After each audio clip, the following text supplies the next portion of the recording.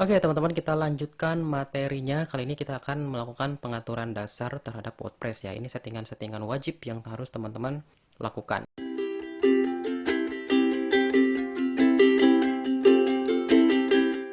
Silahkan aktifkan dulu Laragonnya seperti biasa, kemudian login ke dashboard ya. Oke, kita login dulu. Oh ya teman-teman, kalau teman-teman ingin belajar mengenai Elementor, saya sudah menyediakan tutorialnya baik di YouTube maupun di kelas online ini. Silahkan teman-teman ikuti. Kalau mau di YouTube ya teman-teman tinggal ketik aja belajar Elementor kelas WP online. Nah, nanti video-videonya akan muncul seperti ini. Silahkan diklik aja. Ya, kalau teman-teman menggunakan Facebook misalnya, sayang kuotanya kalau nonton YouTube ya. Kalau di Facebook kan ada paket sosial medianya ya. Kalau pakai Axis teman-teman bisa pakai Facebook untuk belajar Elementor ya. Teman-teman tinggal ketik aja di sini kelas WP online. Nah, saya membuat halaman Facebook yang saya gunakan untuk berbagi tutorial mengenai WordPress ya. Teman-teman tinggal klik yang ini aja, belajar WordPress untuk pemula kelas WP online. Diklik. Nah, nanti di situ teman-teman bisa belajar mengenai WordPress dan Elementor. Nah, seperti ini nanti akan muncul video-videonya di sini ya. Teman-teman silahkan ditonton aja. Nah, seperti ini misalkan membuat landing page untuk jualan di Google Ads seperti itu. Nah, kemudian kalau teman-teman scroll ke bawah lagi, saya membuat tutorial membuat desain tampilan mobile website Tokopedia ya menggunakan Elementor. Nah, silahkan teman-teman tonton aja. Oke. Nah, itu ya. Nah, sekarang kita sudah login ke dashboard WordPress. Nah, langkah yang pertama teman-teman adalah kita hapus dulu postingan default atau artikel default dari WordPress. Klik semua post ya, teman-teman. Nah, kita hapus dulu ini ya, postingan defaultnya. Caranya teman-teman langsung aja klik tong sampah ini. Ya. Nah, nanti secara otomatis artikelnya akan terhapus dan dipindahkan ke tong sampah. Nah, selanjutnya di bagian tong sampah teman-teman klik, kita bersihkan, benar-benar bersihkan ya. Oke, kita hapus secara permanen. Caranya kalau sudah muncul banyak seperti ini ya, teman-teman tinggal centang yang di sini. Kemudian tindakan masalnya di scroll ke bawah, lalu pilih hapus secara permanen. Terapkan. Ya, nanti semua postingan baik yang ada di tong sampah maupun yang sedang aktif itu akan terhapus, teman-teman. Oke, jadi di folder sampah ini nanti akan kosong. Nah, seperti ini. Oke, kemudian di bagian ini sudah selesai, kita pindah ke bagian halaman ya. Klik semua halaman. Kita hapus juga laman default bawaan dari WordPress yaitu laman contoh seperti ini. Caranya sama, teman-teman tinggal klik tong sampah. Oke, nah nanti akan muncul seperti ini, teman-teman tinggal klik folder sampahnya, kita hapus semua lamannya. Oke, nah kalau teman-teman sudah membuat halaman baru ya, banyak seperti ini nanti akan muncul di sini. Teman-teman tinggal lakukan hal yang sama seperti yang sebelumnya. Ini teman-teman tinggal hapus secara permanen. Kita benar-benar kosongkan ya. Kita bersihkan dulu nih WordPress-nya. Nah, ini agak lama loadingnya teman-teman. Kalau menggunakan server lokal atau Laragon itu memang seperti ini. Loadingnya kadang suka lama ya. Tapi nggak apa-apa. Ini kita tunggu aja prosesnya. Oke, jadi jumlah postnya ini sudah terlalu banyak saya bikin ya, jumlah halamannya ini saya hapus semua aja dulu. Jadi kita benar-benar bersihkan nih WordPress-nya. Oke, kita hapus lagi. Nah, sekarang semua halamannya sudah terhapus. Kita pindah ke bagian plugin, teman-teman ya. Arahkan ke menu plugin, kemudian klik plugin terpasang. Oke, kita lihat dulu daftar pluginnya. Nah, seperti ini. Teman-teman hapus yang bagian Hello Dolly ini ya, tapi nonaktifkan dulu.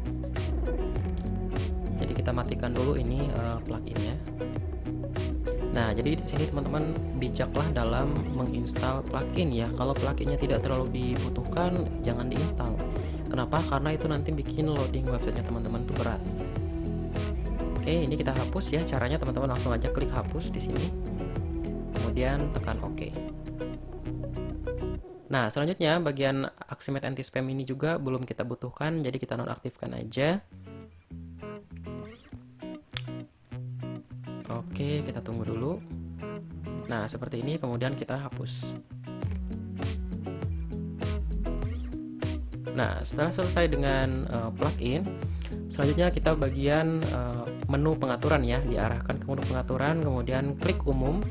Nah, disinilah teman-teman akan melakukan pengaturan dasar yang wajib teman-teman lakukan. Yang pertama untuk judul situs ya, judul situs nanti akan muncul di sini teman-teman, silahkan disesuaikan saja judul situsnya di sini ya, misalkan kursuspedia.com.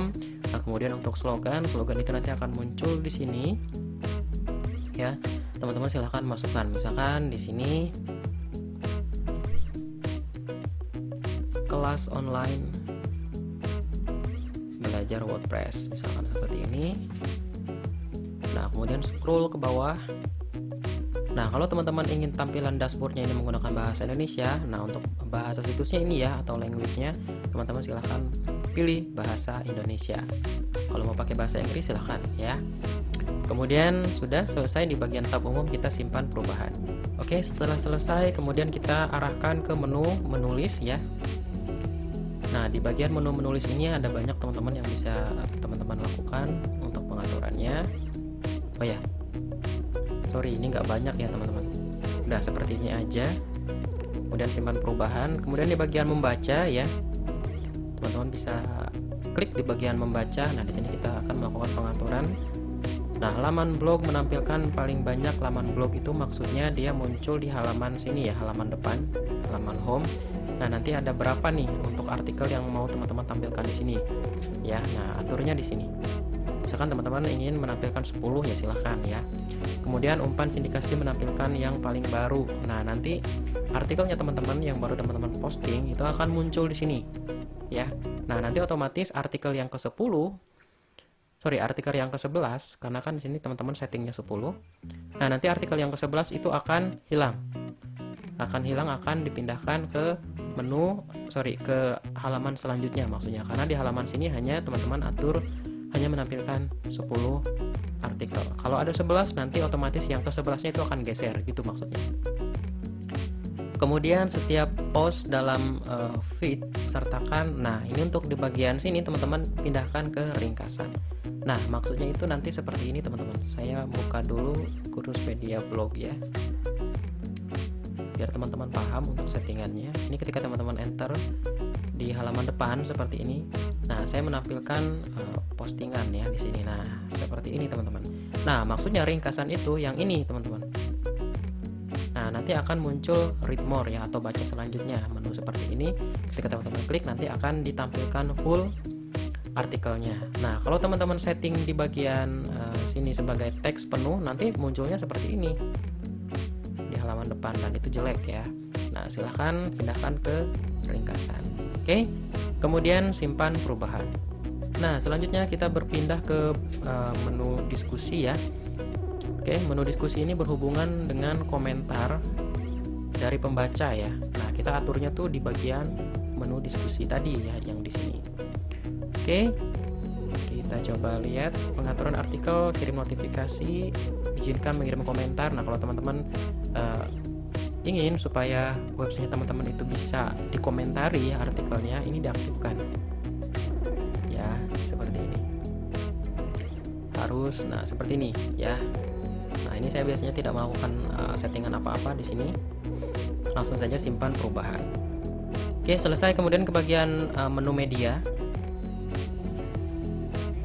Nah, di bagian menu media ini untuk ukuran miniatur, ini maksudnya thumbnail ya teman-teman, thumbnail dari gambar yang nanti teman-teman posting ke artikelnya teman-teman ya. Nah, itu tampilannya ingin seperti apa, ukurannya berapa, teman-teman setting di sini.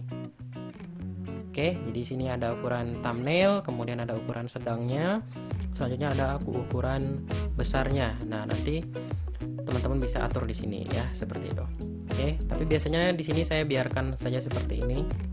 Nah, kemudian di bagian mengunggah berkas, nah di sini ada organisir unggahan saya dalam folder-folder berdasarkan bulan dan tahun ya. Nah, nanti media atau gambar yang teman-teman upload ini akan dikategorikan berdasarkan waktu, yaitu bulan dan tahun. Nanti akan dibuatkan foldernya secara otomatis oleh WordPress. Nah, kalau teman-teman tidak ingin seperti itu, ini tinggal di-uncentang saja ya. Di sini kita centang saja dulu, kemudian simpan perubahan. Oke, selesai. Nah, selanjutnya kita berpindah ke bagian menu permalink. Nah, bagian menu permalink ini maksudnya yang ini teman-teman. Nah, ini permalink disebutnya ya. Nah, kalau teman-teman ingin tampilannya seperti ini, ya jadi domain, kemudian langsung nama artikelnya di sini ya, alamat artikelnya. Nah, itu teman-teman bisa setting di bagian permalink. Caranya ini langsung saja teman-teman arahkan ke nama tulisan. Jadi nanti kursuspedia.tes garis miring, kemudian di sini artikelnya atau halamannya. Langsung seperti ini ya.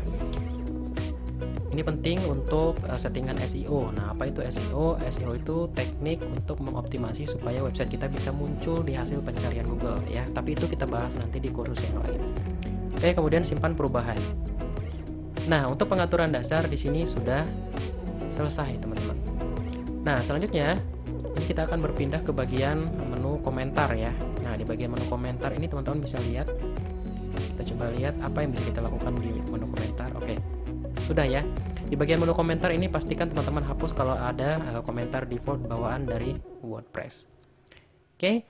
Nah, selanjutnya di bagian dashboard ya, ini saya nanti akan bahas mengenai pembaruan ya. Ini saya kenalkan saja dulu di sini. Oke, kita klik dashboard kemudian pembaruan ya. Nah, nanti WordPress akan memberikan, nanti WordPress itu akan scan versi dari WordPress kita apakah harus diupdate ya atau tidak gitu ya. Nah, di sini kalau teman-teman ingin mengupdate-nya silahkan klik pasang ulang sekarang ya. Tapi sebelum itu teman-teman pastikan dulu di backup ya WordPress-nya kalau sudah live di hosting ya. Takutnya ada beberapa data yang terpengaruh karena pembaruan, jadi error gitu ya websitenya teman-teman. Oke, jadi sekarang selesai untuk bagian pengaturan ya. Nah, kalau teman-teman dalam keadaan seperti ini dan ingin masuk ke dashboard yang berandanya, nanti teman-teman tinggal klik ini yang beranda ya. Nanti akan muncul tampilan pada saat teman-teman pertama login. Nah, seperti ini ya. Oke, udah itu aja sebetulnya settingan-settingan dasar yang wajib teman-teman lakukan terhadap WordPress-nya teman-teman. Oke, itu aja. Kita lanjutkan ke materi berikutnya.